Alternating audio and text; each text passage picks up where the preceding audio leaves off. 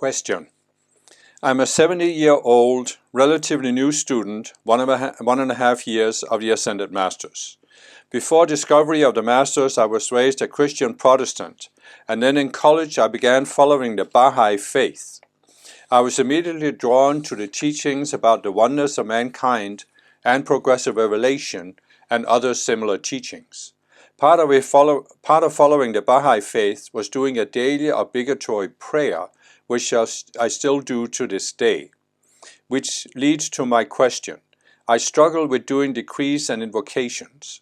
I do the short decrees to the 7 rays, but have an intense aversion to long decrees and especially invocations.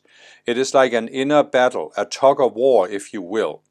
When I decide to set out to do them, I look at longer ones and am immediately repelled, both by the length and by saying them aloud. I have read your explanation about the vibrations when saying decrees out loud. I get it, intellectually. Still, I can't seem to do it. The inner battle again. At the urging of a fellow Ascended Master student, I did an invocation that lasted 45 minutes. During it, I was yawning and hoping it would end soon. I couldn't focus. I was relieved when I was done. As a student, I read dictations, books, and watch your videos, etc. daily. My question, what am I dealing with here? Why are doing decrees and invocations so hard? Ego, some demon or dark forces, some karma? I feel like I can't progress until I resolve this.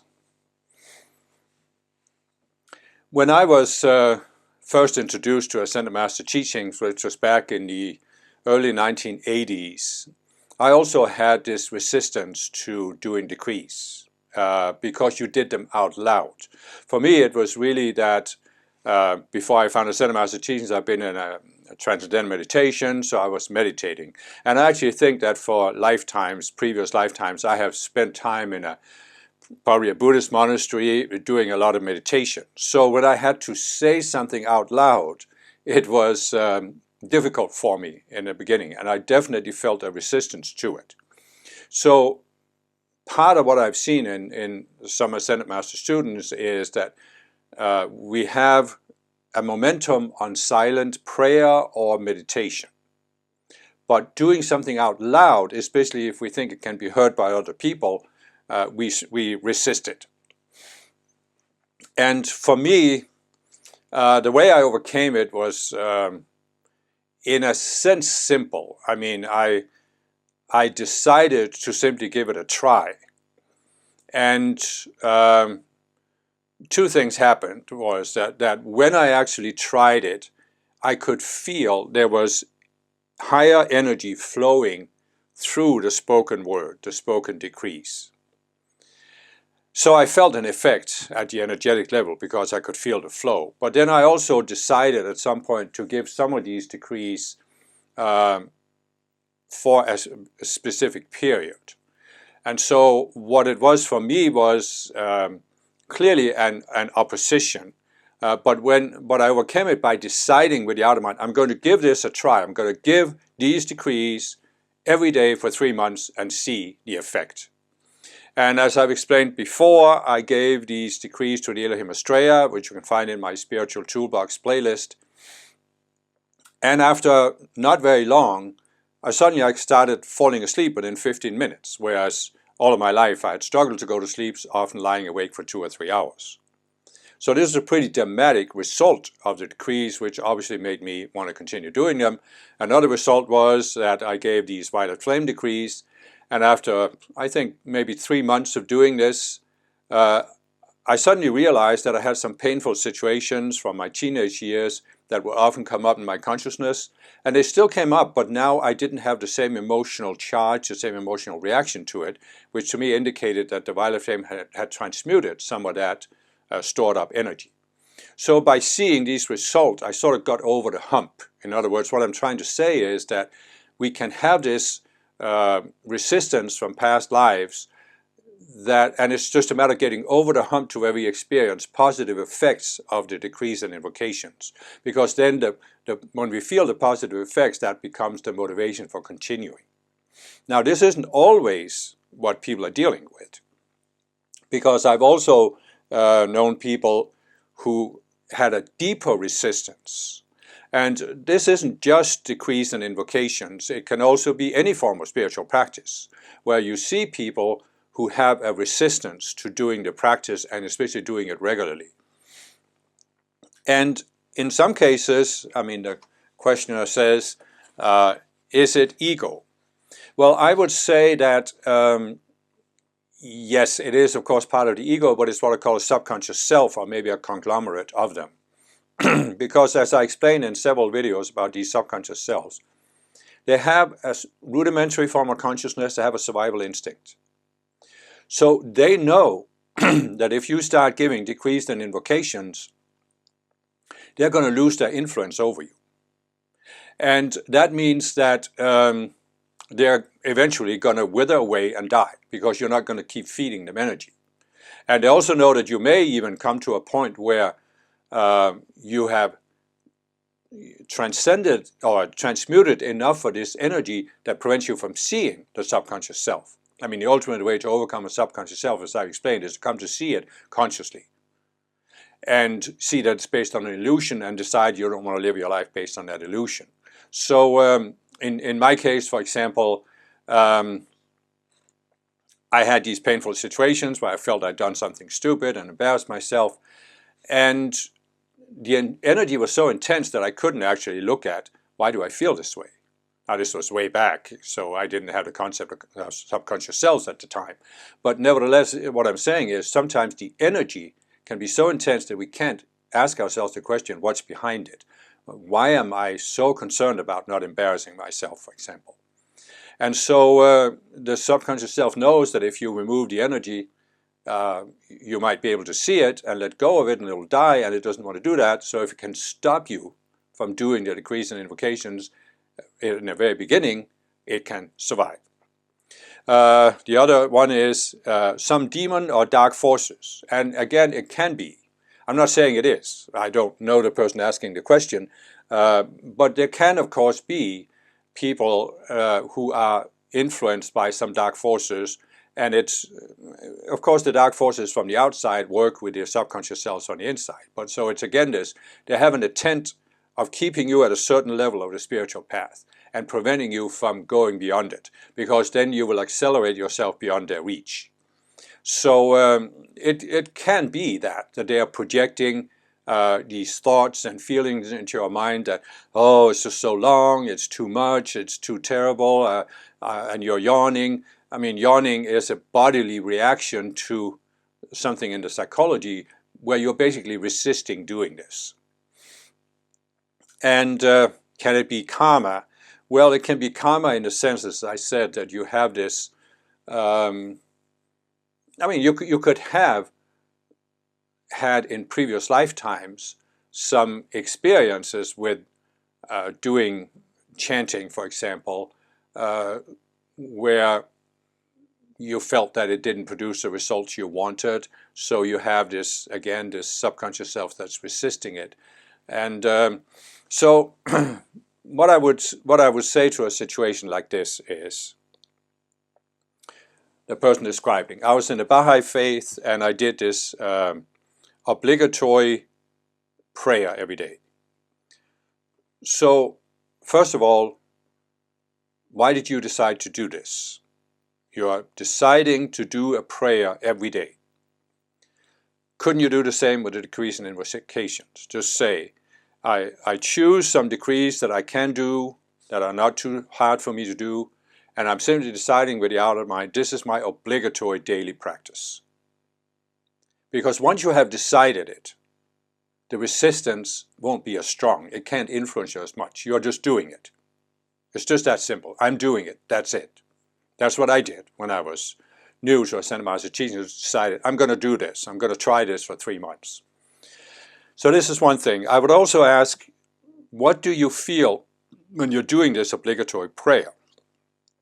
Do you feel good about it? Do you feel a certain flow of energy through the prayer? Do you feel it gives you a sense of peace? Then why couldn't you have that with decrees and invocations? So consider that. Consider whether you can tune in and feel that it's it's enjoyable to do it because you feel that inner peace or you feel that flow. But the other thing I would say that the person is describing how he can do the short decrees. So do that. Do the ones that you can do, but decide to do it regularly. Do it every day to see what it does for you, what benefit you get out of it. I mean, I strongly recommend 3 months. Give it 3 months and see whether it doesn't take your path and the way you feel about yourself to a higher level. If you don't have any benefits, you can say, okay, it's not for me. I'm not trying to say that decrees and invocations are for everybody. I think most spiritual people can benefit from it, but to say it's for everybody is, I think it's just not realistic. I mean, people are very different. But again, if you have been attracted to Ascended Master teachings, it's most likely that it is part of your life plan to do these decrees and invocations. You just have this subconscious resistance to it. So what I would also say is that look at your motivation.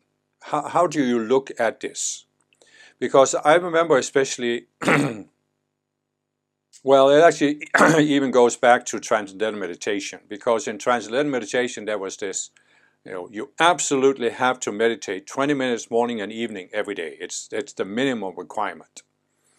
And then in the Summit Lighthouse, where they were very big on these decrees, there was also like, you have to do a certain amount of decrees every day. And in the Summit Lighthouse, it was quite a lot. I mean, you could go anywhere from an hour to 24 hours a day. But so it was never really enough. But what I'm trying to say is that there was a sense of force, a sense that you were forcing yourself to do this for some greater good.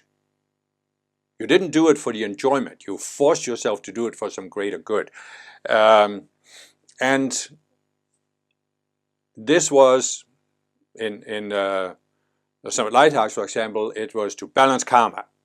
And you had to overcome your karma because otherwise you wouldn't make your ascension. So what I'm saying is there's a little bit of a fear-based, force-based motivation there. And as I said, when I started realizing I had immediate personal benefits from doing it, I didn't have to force myself to do it anymore. I did in the beginning because you have to get over the hump of that resistance you have in your subconscious mind. And I think most people will have. Most people I've met on the spiritual path, there's always resistance to taking your path to a new level, to a higher level. Because, as I said, the subconscious selves are going to resist it. They know they're going to die. So once you start experiencing benefits from it, then your motivation shifts. You're not so force-based, fear-based. You're not...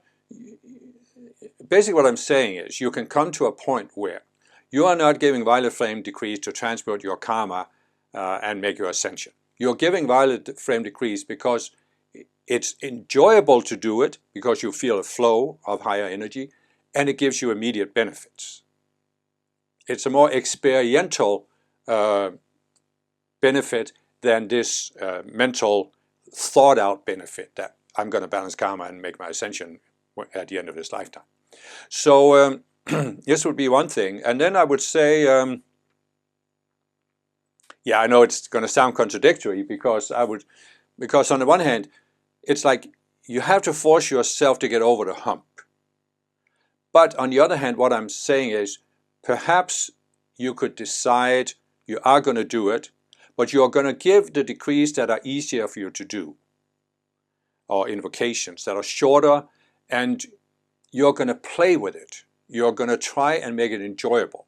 So if you have the time, don't worry about how long it takes. I mean, I know it can be overwhelming to give an invocation that takes 45 minutes, but then give part of it. Give a shorter one. Give the shorter decrees.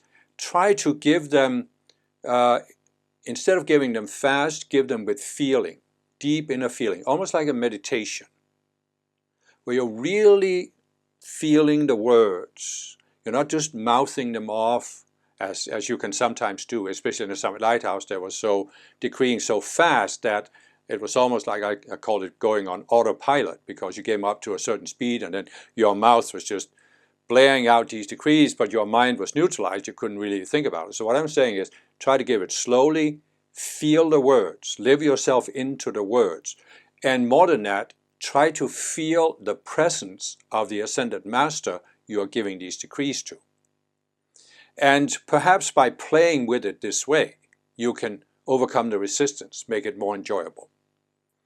So I'm just trying to throw out different things that I have seen over the years that can work for people. I'm not saying this works for everybody or this works specifically for the person who asked the question, but I think that if you follow at least some of these suggestions, you'll be able to get over that initial hump and hopefully make it enjoyable. So what I would say, instead of giving a specific decree 9 times, as is often recommended, give it 1 time with deep feeling and really try to connect to the Master.